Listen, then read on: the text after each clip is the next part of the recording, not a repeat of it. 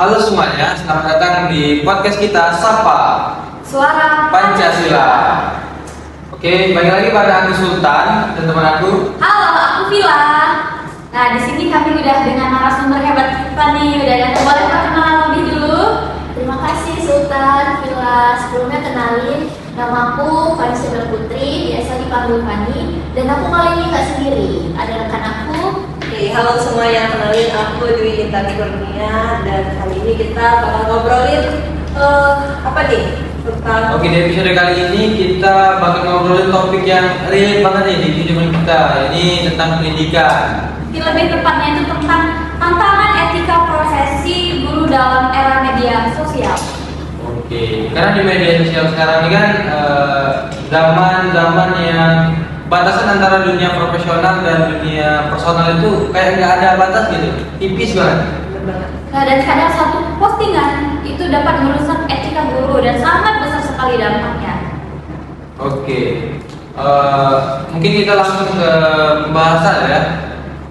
Yang pertama itu kalau dilihat dari media sosial sekarang kan, gimana sih perubahan dunia secara umum dulu nih di profesi dari era yang sebelum media sosial ke media sosial sekarang. Bagaimana nih? Oke, baik Sultan. Ini bilang tentang tantangan etika. Saya sangat tertarik dengan tantangan etika karena kan biasanya sering di upload tentang etika profesi seorang guru atau pekerjaan yang lain. Ini tantangannya yang kita bahas ya. Tantangannya tuh terutama di media di kehidupan sehari-hari, mungkin kita tuh diatur untuk berperilaku. Sekarang tuh kita tidak boleh sembarangan berperilaku. Kita komentar dikit, kita harus mencari tahu, dapat bisa kena sanksi ataupun sebagainya. Apapun kita oversharing tentang kegiatan kita tuh yang nggak melanggar, tapi menurut orang tuh seharusnya seorang guru tuh nggak boleh loh seperti itu. Jadi kita sangat dibatasi dengan pakaian yang kita bawa atau jabatan yang kita pakai seperti itu. Nah, aku sedikit nambahin ya. Menurut aku juga sekarang di dunia ini tuh bukan satu dunia lagi, tetapi dua dunia kan. Ada dunia yang sebenar-benarnya, dunia yang sekarang kita lagi jalani, dan juga ada di dunia maya. Jadi benar kata Fani tadi tentang etika itu sekarang dilihat dari dua sudut pandang, bukan sekedar hanya dilihat dari mata telanjang, tetapi juga dilihat dari media sosial handphone. Jadi tergantung kamera orang nangkepnya gimana, itu yang bisa merubah perspektif. Jadi itu batasan nggak sih untuk seorang guru atau pekerjaan lain, kita nggak boleh berlebihan? Iya, dia harus beda, harus apa namanya, tidak boleh sembarangan ya. Jadi Hati-hati kali berarti sekarang ini. Jadi dikit-dikit kayak ada kualifikasi kan. Nah, apalagi kan sekarang ini ada yang namanya jejak digital ya. Walaupun kita udah hapus tuh kayak postingan, maupun komentar, pasti kan masih ada nih orang-orang yang nge-save gitu kan. Jadi kayak orang-orang yang udah iya, jadi jejak digital tuh mau gimana pun pasti selalu ada gitu. Jadi kayak percuma ya kita klarifikasi, tapi reputasi kita sudah hancur di Indonesia ya. Kalau menurut para narasumber nih, ada nggak sih batasan antara dunia profesional dan dunia personal di kehidupan kita nih? Kalau menurut saya pribadi ya kan, itu sebenarnya ada batasan. Kita harus bisa memilah yang mana yang di kehidupan kita boleh lakuin karena kita tidak memakai seragam. Tapi ketika kita memakai seragam, kita kan udah istilahnya udah jadi bukan diri kita kan. Kita harus menaatin aturan yang ada. Itu seperti batasnya itu kayak nggak boleh memvideoin orang, nggak boleh joget-joget semena-mena. Itu salah satu batasan. Jadi kalau kita sudah pakai baju profesi kita, khususnya dalam dunia pendidikan, yang biasanya itu jadi digugur dan ditiru kan. Nah, jadi harus memposisikan diri kita sebagai seorang guru. Iya. Jangan lagi memposisikan diri sebagai sultan. Nah, tidak boleh. Kayak ini podcast ini sultan sebagai diri sultan atau sebagai pembawa. Nah, berarti tidak semua hal itu ada yang boleh diposting dan ada yang nggak boleh diposting. Harus ada konsumsi pribadi yang harus tetap kita save di dalam diri kita. Kalau ngomongin etika profesi nih, nah menurut para kedua narasumber ini, tantangan terbesarnya apa sih di era media sosial ini? Mungkin boleh deh dari Dwi. Menurut aku kalau tantangan etika profesi apalagi di dunia pendidikan itu pastinya banyak banget ya, apalagi seperti kata Sultan tadi bahwa guru itu digugu dan ditiru. Jadi untuk tantangannya itu mulai dari cara berbicara, kesopanan, cara berpakaian, terus juga apa lagi ya, mungkin nanti bisa nambahin. Sebenarnya tadi kita tuh udah ngebahas tentang tantangan teman-teman, tapi kita tidak meng-highlightnya saja.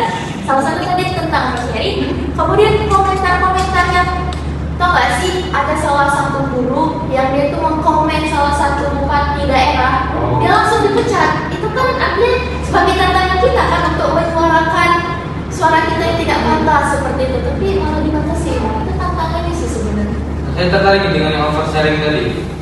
Maksudnya oversharing itu bagaimana sih? Apakah terlalu banyak membagikan hal-hal pribadi atau bagaimana ya? Benar sih. Menurut aku kalau oversharing sendiri itu terlalu banyak membagikan hal-hal pribadi yang harusnya tidak perlu dibagikan, dan itu tuh harusnya kita step aja di kehidupan kita, nggak perlu di sharing. Kayak contohnya tadi tuh mungkin kalau di guru gaji kali ya, kan guru suka banget tuh sharing-sharing tentang gaji mereka yang kecil gitu sih. Itu harusnya tetap di share karena gaji itu suatu privacy sih sebenarnya. Nah sekarang kan hampir semua guru kayaknya udah main TikTok ya.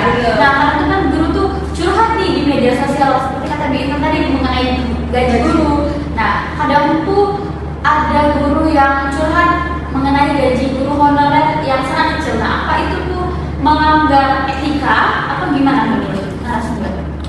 Kalau melanggar tentang etika mungkin lebih seperti kenapa harus disebarkan ke media sosial. Cukup kayak kita aja yang tahu kenapa sih harus disebarkan. Jadi kayak mungkin kan kita nggak bisa harus memikirkan kayak misal nih Sultan kepikiran jadi guru, tapi setelah melihat video saya memberitahu tentang gaji guru itu kecil, kemungkinan Sultan ingin jadi guru itu pasti bakalan tidak ada kan? Karena sepertinya berubah ya. Iya, rusak citra jadinya. Ya, seperti itu. Kayak guru tuh jadi nggak ada apa-apanya gitu. Kalau misalnya kita masuk ke kasus yang baru-baru ini viral tentang seorang guru yang memvideokan kegiatan dia sedang mengajar, kadang dia muridnya sedang presentasi, kadang juga muridnya sedang praktek. Itu kira-kira apakah melanggar etika atau diperbolehkan kalau video dan dilihat?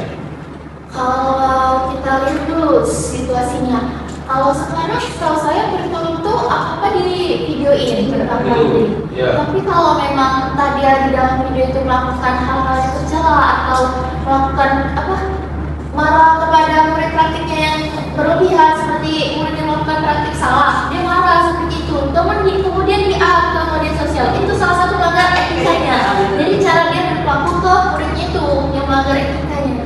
Benar sih, apalagi sekarang kan guru-guru tuh udah, apalagi guru-guru sekarang kan udah Gen-Z. Nah, Gen-Z itu suka banget bikin konten day in my life, kontenin anak-anak muridnya yang pada lucu-lucu mungkin ya untuk konsumsi publik. Nah, sebenarnya itu tuh kalau menurut aku pribadi, mungkin sebenarnya si guru itu ya buat lucu-lucuan atau untuk menghibur para teman-teman yang lagi nonton. Tapi itu tuh harusnya balik lagi ke anak murid, harusnya anak muridnya diajak dulu kompromi, enggak ibu kita bikin konten, atau juga mungkin izin sama orang tua kali ya.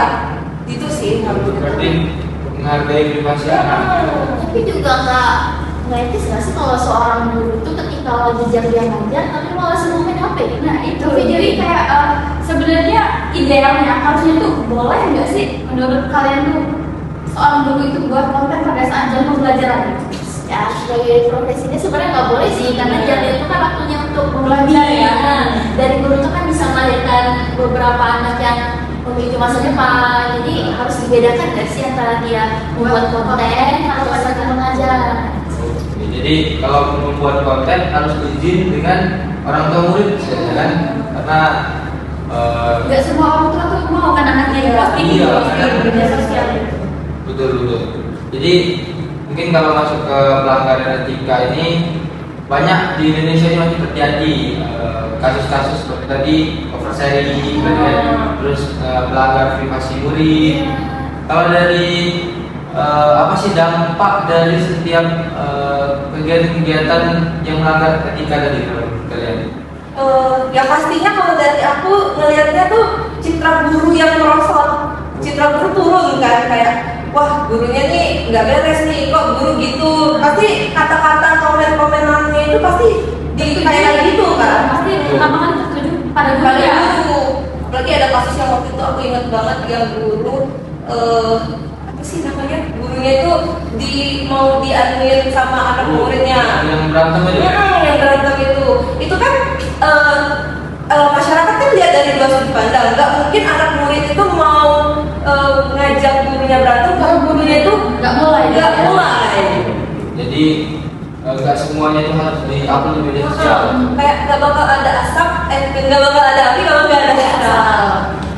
Nah, menurut narasumber nih, kan tadi kan kalau kita membahas mengenai dampak terhadap guru ya. Nah, menurut kalian sendiri nih ada nggak sih dampaknya kalau terhadap siswanya nih? Mungkin tadi kan.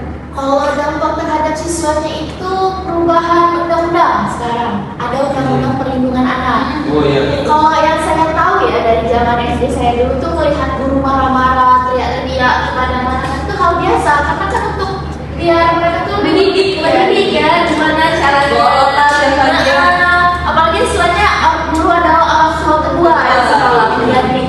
Kalau sekarang sepertinya kayak kita lihat aja deh, marah dikit langsung ngadu orang tua nggak terima ya Bagi polisi. polisi Di penjara. jadi kayak dampaknya itu guru tuh memiliki keterbatasan. Dari keterbatasan itu yang kita tidak boleh memarahi guru. Apalagi di era media sosial ya, kayak semua murid tuh cek video gitu kan, jadi viral. Jadi takut-takut dulu untuk berbuat sesuatu. Membuat kalau saya perhatiin ya zaman sekarang tuh anak-anak sekolah tuh etikanya sedikit merosot. Maaf banget kalau ngomong tentang etika sekarang itu sedikit merosot. Mereka kayak sudah tidak ada malu lagi kepada orang tua atau guru-guru. Itu tuh salah satu dampak besarnya dari pendidikan kita yang dibatasi. Saya dulu ingat kalau SD itu kan SD SMP SMA tuh kalau lewat depan guru tuh tegur sama. Karena kalau dilihat dari sekarang itu murid-murid acuh begitu. Ini salah satu dampak dari media sosial ya. Kalau segan takut, karena dulunya nggak disapa malah merasa tidak dihargai jadi. Jadi dampak dari media sosial ini bukan hanya ke etika guru ya. Dampak kemajuan zaman ya. Iya, jadi ke etika murid juga kan. Nah, kita masuk ke pembahasan berikutnya yaitu tentang solusi. Nah, kalau tentang tadi kita bahas kasus, bahas tantangan-tantangan di etika profesionalitas guru di bidang pendidikan, ada nggak sih kira-kira solusi atau tip dari para narasumber untuk agar guru itu tidak melanggar kode etik di dunia pendidikan? Kalau tentang solusinya ya, balik lagi nggak sih ke gurunya tuh jangan terlalu bermain media sosial. Kadang iya, tapi zaman sekarang kita bermain media sosial atau forum itu dapat duit kan? Iya. Iya. Salah satu seseorang untuk melakukan itu. Solusinya ya mungkin kalau dari aku sendiri kurangi deh untuk media sosial, kita harus profesional sama jabatan kita sendiri. Atau ini kalau dari aku nambahin dikit, kalau mau posting apa kayak dipikirin dulu apa nih, ini bagus gak ya untuk konsumsi publik, bener gak ya untuk citra aku sebagai seorang guru, mungkin itu sih kalau dari aku. Kurangilah yang seperti itu. Mungkin mengurangi postingan yang mengenai pada saat lagi di kelas gitu kan, jadi kayak kontennya tuh enggak pas lagi belajar mengajar gitu kan. Mungkin memang konten hiburan yang di take-nya itu saat istirahat gitu. Jadi tidak saat jam pelajaran dimulai. Tidak saat sedang melakukan profesionalitas sebagai Jadi seorang guru. dipikir dulu sebelum posting gitu ya. Dan juga berarti Bertindak sebelum berbuat. Apa ya? Bisa jadi ya, benar. Berpikir dulu sebelum Bertindak. ya kalau misalnya kita lihat ya dari kadang itu kita menghapus postingan secara tidak sadar itu bikin tidak selalu menghapus dampaknya. Jadi memang benar-benar harus dipikirkan sebelum berbuat ya gitu. Nah, tadi kan membahas mengenai beberapa solusi ya dalam menghadapi tantangan ini. Kan dalam dunia pendidikan ini ada yang namanya kode etik profesi. Nah, menurut kalian apakah dengan guru yang sangat memahami kode etik profesi tersebut dan media sosial ini? Ya, jelas dong ya. Solusi banget, karena dalam kode etik itu tuh udah tertulis seharusnya tuh guru tuh seperti apa dan bagaimana, sudah ditulis semua. Guru tuh harus mengajar murid seperti ini, guru tuh harus bersikap seperti ini. Ada pengajarnya juga. Sudah diatur, tidak boleh semena-mena. Mungkin itu salah satu solusi yang paling berdampak ya. Itu acuan banget. Jadi guru tuh benar-benar harus paham dengan kode etik yang ada. Berarti itu hal yang penting ya dalam menghadapi tantangan di era media sosial ini. Oke, jadi kita tadi dapat dua kesimpulan solusi nih. Yang pertama tadi ada pikir sebelum posting. Jadi emang klarifikasi itu teman-teman tidak bisa menghapus dampak-dampak buruk dari media sosial gitu. Dan juga ada tadi memahami kode etik profesi pendidikan sebagai seorang guru. Jadi literasi dan etika itu sangat penting di dunia pendidikan. Oke, karena kita sudah berada di akhir podcast nih, jadi sebelum kita tutup, kami mau minta kedua narasumber kita nih untuk closing statement dulu nih. Jadi gabung. Iya, kata-kata kalau satu-satu deh Sultan. Satu-satu coba. Oh, dari satu. Oke. Kalau dari aku sendiri, etika profesi itu bukan cuma suatu aturan formal yang hanya sekedar ditulis, tetapi itu tuh memiliki makna atau pengertian tentang kerja etika itu sudah ada di situ. Mungkin aku langsung nambahin aja ya yang dari Fanny. Dan juga di era sosial sekarang itu tanggung jawab profesional itu juga berlaku di dunia digital. Aduh, dalam banget nih ya kata-katanya kalau mengenai soal pendidikan etika dulu. Oke, terima kasih dari narasumber kita yang luar biasa, Fanny dan juga Dwi Intan. Dan juga makasih juga buat kalian yang telah mendengarkan episode kita kali ini. Banyak sekali ya manfaat yang kita ketahui mengenai tantangan etika profesi guru ini dari kedua narasumber kita ini. Oke, sampai ketemu di episode berikutnya. See you next time. Bye.